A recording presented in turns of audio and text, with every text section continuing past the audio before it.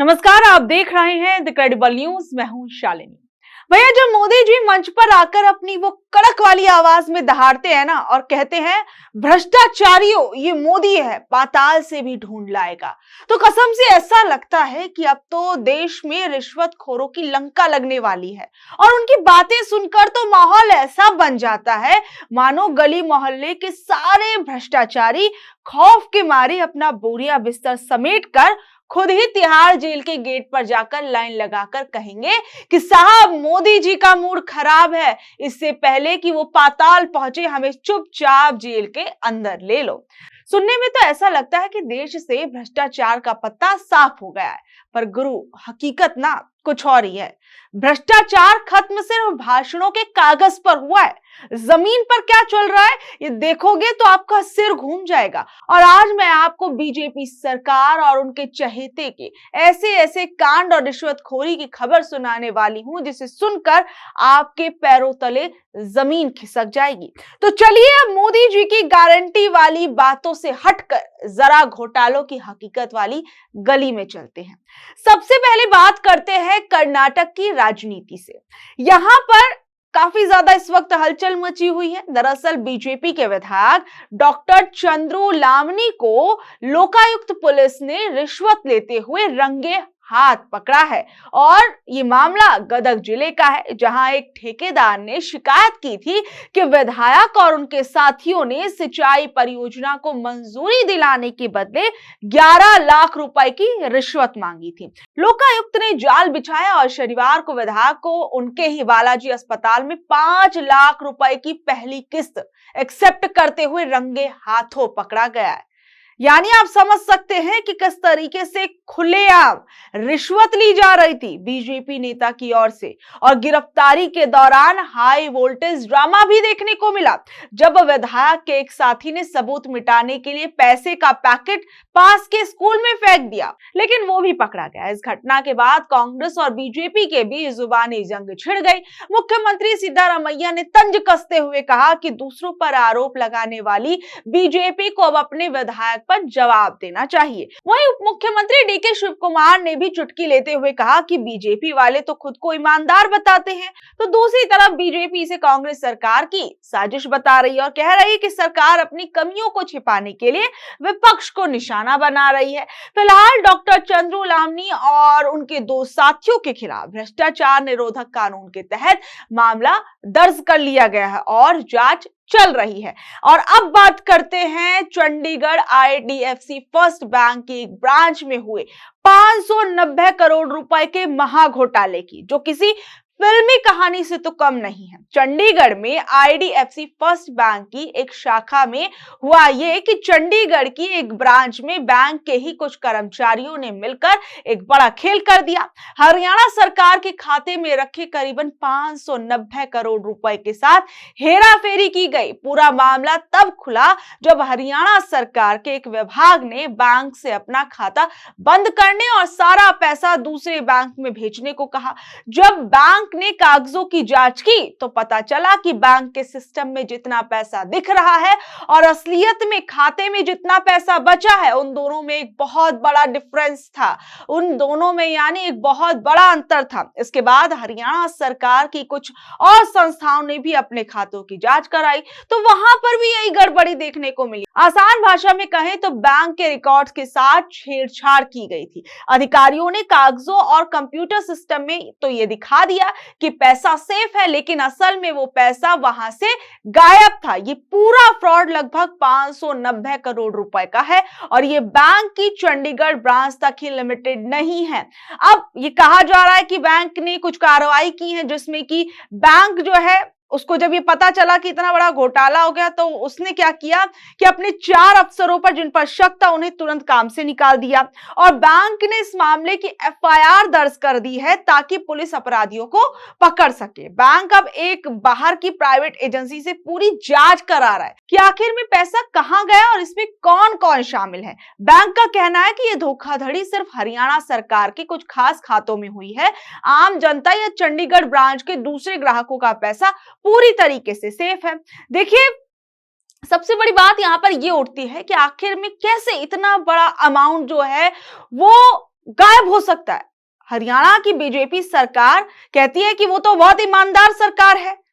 हरियाणा के अंदर double engine वाली सरकार के अंदर 590 करोड़ रुपए का महा घोटाला हो रहा है। इसे भ्रष्टाचार कहें या सरकारी तिजोरी की सफाई, पैसा बैंक से ऐसे गायब हो रहा है कि बैंक को खुद ही नहीं पता चल रहा। और मजे की बात तो देखिए, सरकारी कागजों में तो पैसा सलामत था, लेकिन जब निकालने की बारी आई तो पता चलता है कि अंदर तो सिर्फ धूल पड़ी हुई है।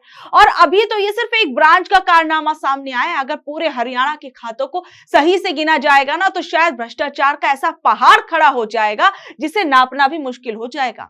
बैंक अब ये देख रहा है कि 590 करोड़ रुपए में से कितना पैसा वापस वसूला जा सकता है। इस घोटाले का बैंक के मुनाफे पर कितना असर पड़ेगा, और अब ये पूरी इन्वेस्टिगेशन जो है वो पैसों की रिकवरी के बाद ही साफ हो पाएगी।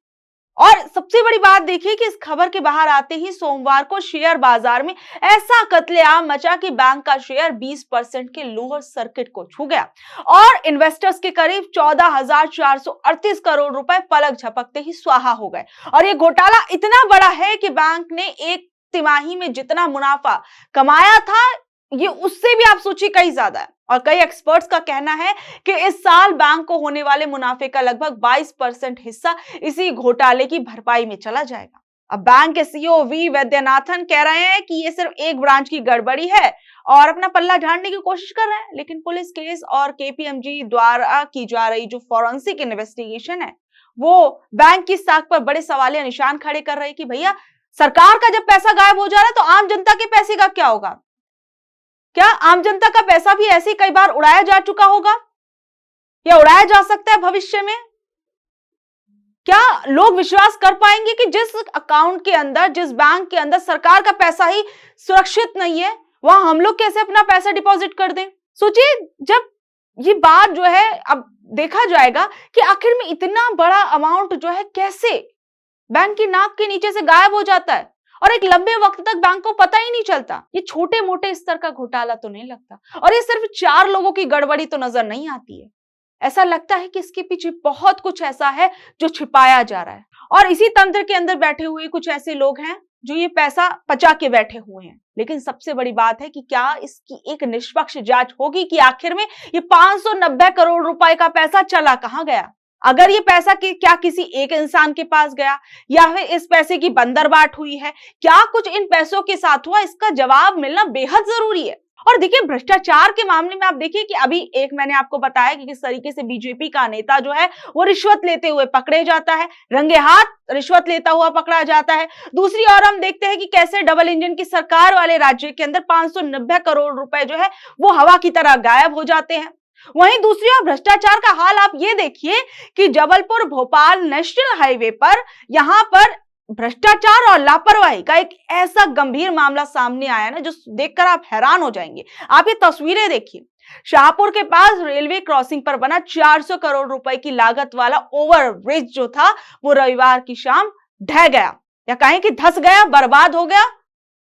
और ये ब्रिज जबलपुर को भोपाल से जोड़ने वाला एक मेन रास्ता था, मेन रूट था, जिसे अब सुरक्षा के लिहाज से पूरी तरीके से बंद तो कर दिया गया और वाहनों को निकालने के लिए डाइवर्ट रूट है जो है वो वहां पर करा गया। लेकिन आप सोचिए कि किस तरीके से अभी हाल फिलहाल में इसे बनाया गया था और अचानक से ये जो कंस्ट्रक्शन था ढह गया। राकेश सिंह मंत्री जो है वो ये कह रहे हैं कि निर्माण करने वाले ठेकेदारों को ब्लैकलिस्ट कर दिया जाएगा और उसके खिलाफ एफआईआर दर्ज कराई जाएगी और उसके ऑर्डर दे दिए गए हैं। लेकिन हैरानी की बात तो ये है कि एमपीआरडीसी द्वारा 3 साल पहले बनाए गए इस ब्रिज में ये पहली बार खराबी नहीं है, बल्कि इससे पहले भी ऐसा देखने को मिला है।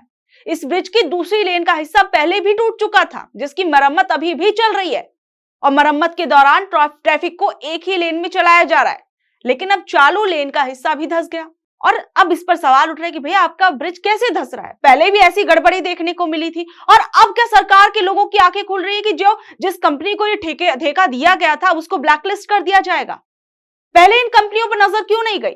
पहले उन ठेकेदारों को क्यों नहीं पकड़ा गया? पहले क्यों उन ठेकेदारों पर कार्रवाई नहीं की गई? क्या एक बड़ा हादसा होने का इंतजार किया जा रहा था? क्या प्रशासन अपनी सुध बुध खोकर बैठा हुआ था आंखें बंद करके कि भैया जब कोई बड़ा हादसा हो जाएगा तो देख लेंगे? अब ब्रिज धंसने के बाद विपक्ष जो है वो सरकार से सवाल पूछ रहा है कि भैया इतना बड़ा भ्रष्टाचार आपका कैसे हो गया? पूर्व मुख्यमंत्री कमलनाथ जो है वो कह रहे हैं कि 400 करोड़ रुपए की लागत से बना हुआ ये ढांचा महज 30 साल में बार बार क्यों ठहरा है। उन्होंने कहा कि ये जनता के पैसे की बर्बादी है और घटिया निर्माण का एक बहुत बड़ा एग्जाम्पल है। आप 70 सालों के कामों को गिनवाते हैं, आप अपने भी काम देख लीजिए। आप पिछली सरकारों का ही आप रोना रोते रहेंगे कि पिछली सरकार ने कुछ कराया नहीं, और आप अपनी सरकार में क्या करा रहे हैं। एक ही कंस्ट्रक्शन बार बार देखने को मिल रहा है और उसमें भी खामियां देखने को मिल रही हैं। क्या आपका सारा ध्यान जो है सिर्फ अपनी सरकार की वाहवाही करने के लिए है, अपने लोगों को फायदा पहुंचाने के लिए है। अभी आप हाल फिलहाल की आपको मैं खबर बता दूं, शायद ही बहुत से लोगों ने इस खबर को देखा हो। आपको मैं बताती हूँ कि लखनऊ के अंदर अभी एक विवाद चल रहा है। यहाँ बन रहा है बीजेपी का एक आलीशान दफ्तर, जो कि 58,000 वर्ग फीट पर है और ये सरकारी जमीन पर बन रहा है। तो इसको लेकर मामला काफी ज्यादा गरमाया हुआ है। लखनऊ के जिया मऊ में 58,000 वर्ग फीट की जमीन पर ये कंस्ट्रक्शन जो बीजेपी का ऑफिस बनने वाला है वो है। उसकी बाजार की कीमत करोड़ों में है जिस जमीन पर ये बन रहा है, और बीजेपी यहाँ पर अपना हाईटेक मुख्यालय बनाना चाहती है। लेकिन विवाद जमीन से ज्यादा इसके तरीके पर है। विपक्ष का कहना है कि बीजेपी ने चोर दरवाजे से रास्ता अपनाया है। कायदे से इतने बड़े सरकारी फैसले पर नगर निगम के सदन में खुली बहस होनी चाहिए थी कि जमीन बीजेपी का हेडक्वार्टर बनाने के लिए दिया जाए या ना दिया जाए। लेकिन बीजेपी ने इसे अपने मेन टॉपिक्स यानी मुख्य एजेंडे से हटाकर इसे अन्य प्रस्तावों में जोड़ दिया, उस वाली भीड़ में इसे डाल दिया। ठीक वैसे ही जैसे कि कोई भारी भरकम बिल बिना किसी को बताए चुपके से पास करा दिया जाए। विपक्ष का कहना है कि अगर सब कुछ नियम के मुताबिक था, अगर ये जमीन जो है परमिशन के साथ ली जा रही थी, इसमें कोई दिक्कत कोई गड़बड़ी नहीं थी, क्यों इस जमीन के लिए एक खुली बहस नहीं रखी गई कि क्या ये जमीन बीजेपी का जो ऑफिस है वो बनाने के लिए दी जानी चाहिए या नहीं दी जानी चाहिए, और क्यों इसे एक अदर वाली लिस्ट में डाल दिया गया। इस ड्रामे में सबसे बड़ा मोड़ तो तब आया जब नगर निगम ने अपना सेव गेम खेला। यूपी के अंदर निगम के अधिकारियों और मेयर को पता था कि अगर वो खुद जमीन अलॉट करते हैं तो हो सकता है कि फ्यूचर में कोर्ट कचहरी या जांच का फंदा उन पर कस जाए। इसलिए उन्होंने बड़ी चालाकी से इस प्रस्ताव को पास करके यूपी सरकार को भेज दिया। यानी अगर उंगली उठती है तो सरकार पर उठेगी, नगर निगम जो है वो तो सुरक्षित रहेगा। और हैरानी की बात तो ये देखिए कि बीजेपी के अंदर की खिचड़ी भी बाहर आ रही है। अब बीजेपी के अपने ही पार्षद नागेंद्र सिंह चौहान ने इस पूरी बैठक को अवैध करार दिया जो इस पूरी जमीन को लेकर हो रही थी, जिसमें कहा गया कि इतना बड़ा जो फैसला लिया गया वो शायद पार्टी के अंदर खुद के लोगों के बीच भी इस पर सहमति नहीं बनी हुई थी। सोचिए, एक तरफ शहर के अंदर विकास की बातें हो रही थी मीटिंग के अंदर, लेकिन पूरी बैठक का निचोड़ क्या रहा? जनता के काम से ज्यादा जोर पार्टी के दफ्तर पर रहा और अब ये मामला बन गया। तो यानी आप समझ सकते हैं कि भ्रष्टाचार यहाँ पर हम देख रहे हैं कि छोटे से लेकर हर एक बड़े स्तर तक देखने को मिल रहा है, और ये किसी एक राज्य की बात नहीं है। ऐसे मैंने आपको ये तमाम मामले बता दिए कि किस तरीके से एक बड़ा बैंक फ्रॉड जो है वो देखने को सामने आता है। दूसरी तरफ हम देखते हैं कि बीजेपी के नेता किस तरीके से रिश्वतखोरी के मामले में पकड़े जाते हैं। दूसरी ओर आम जनता से जुड़े हुए भी कितने भ्रष्टाचार के मामले सामने आ रहे हैं।